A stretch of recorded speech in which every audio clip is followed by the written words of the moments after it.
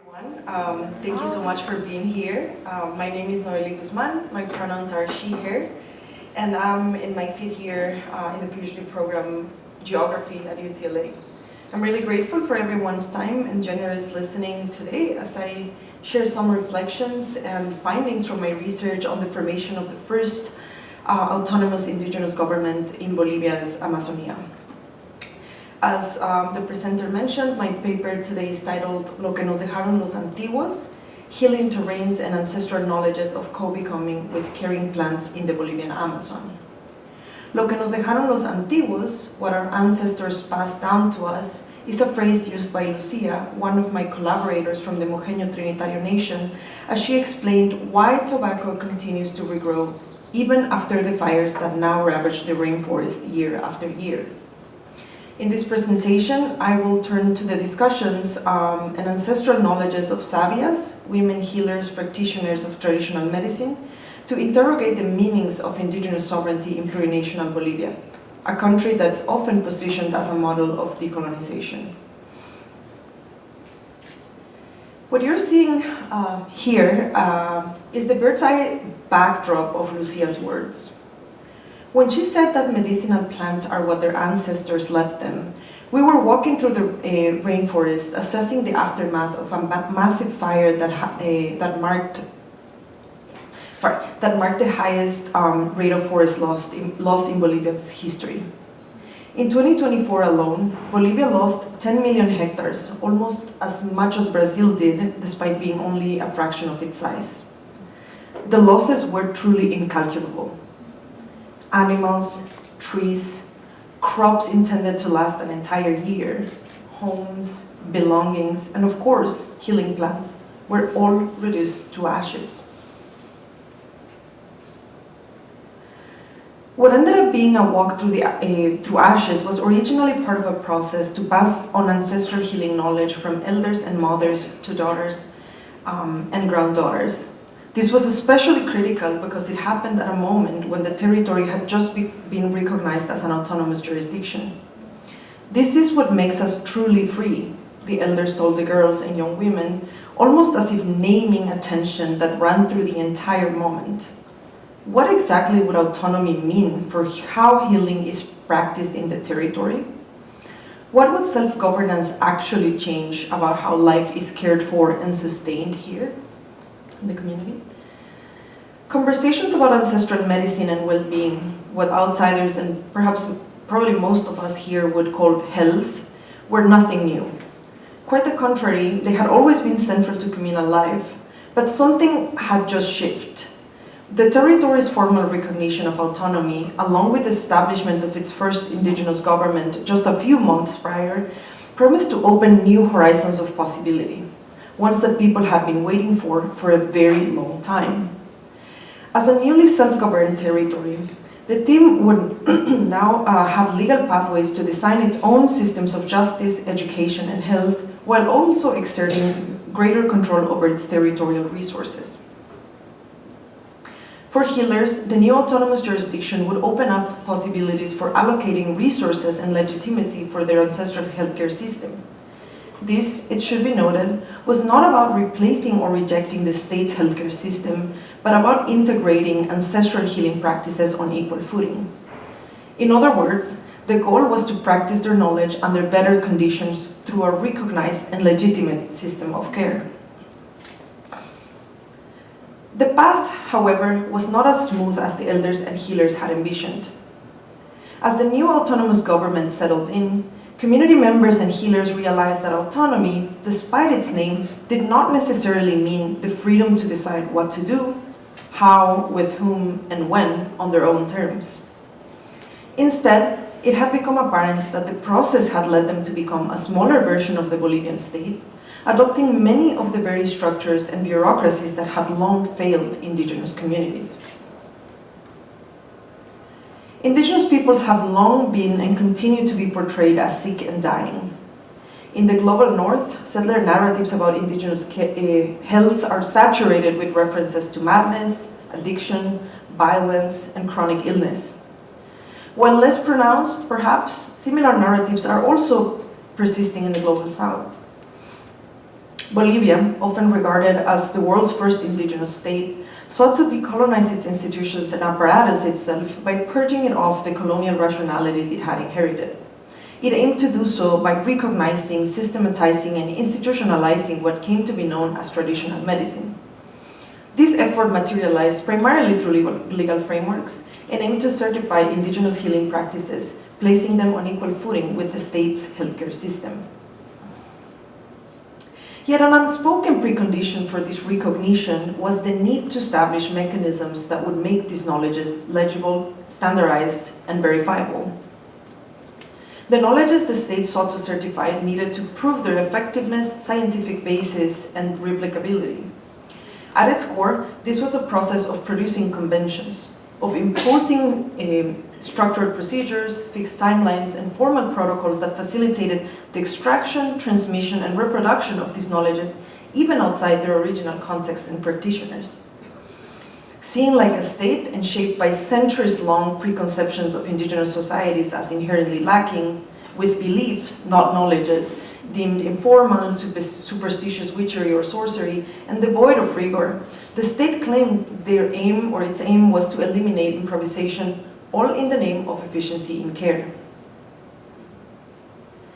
But rendering plant knowledge first legible and then governable requires a process of fixing, of forcing what is fluid and relational into extractable and rule-bound forms that reduce and simplify interconnected constellations of knowledge into dissected fragments with controllable and predictable effects. It's safe to say that this is the exact opposite of how forest healers understand and approach health and well-being. To be a healer, and for a plant to be medicinal, one must know not just which plant to use, but also where it grows, its changing temporalities over different seasons, how it interacts with different parts of the body at various stages, and its distinct components. Its uses and applications arise from this synchronized dance of all of these factors. Living, healing, and working with caring plants is not just about their therapeutic properties.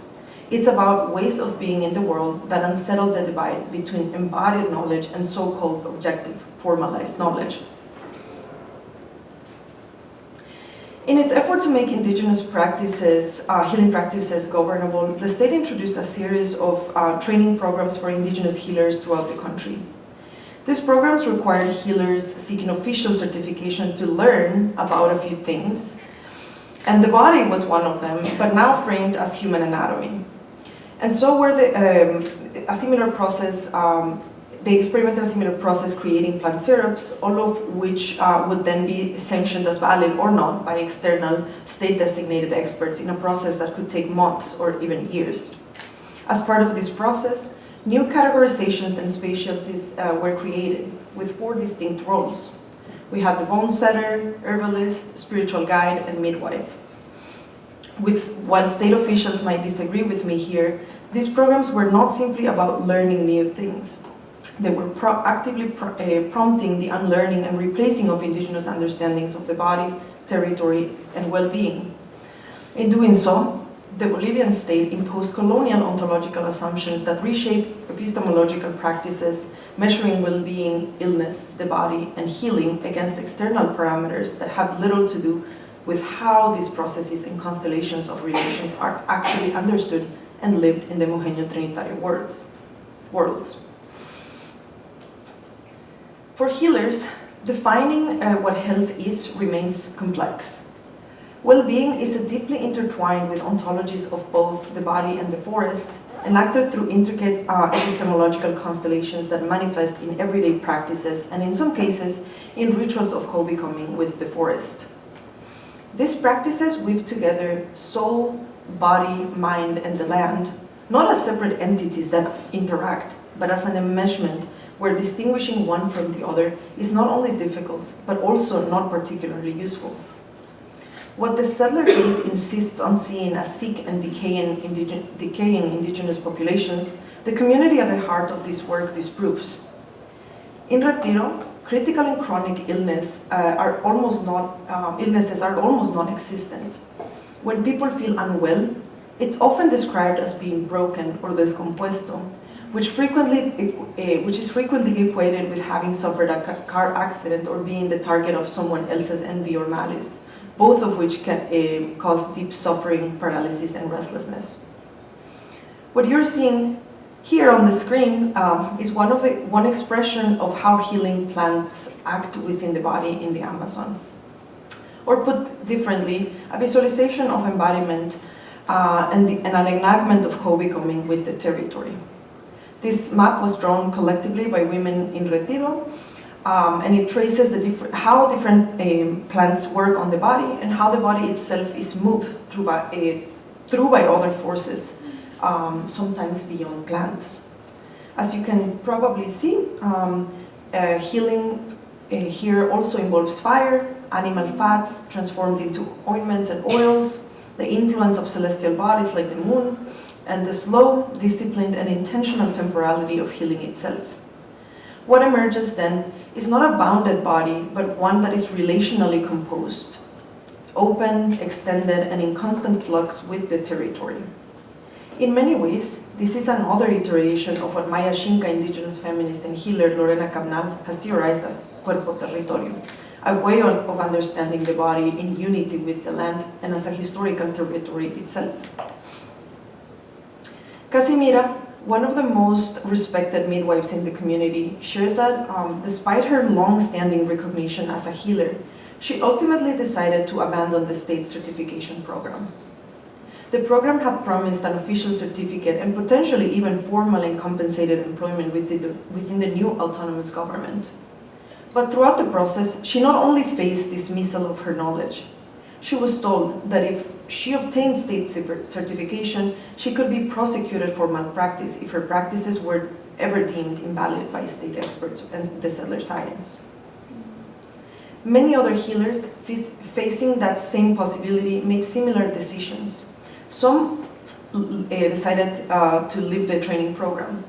Others stepped away from midwifery altogether, especially after being reminded that autonomy does not exempt them from national regulatory frameworks and that malpractice is a crime that could mean incarceration. What kind of autonomy is possible when care itself remains subject to colonial regulation?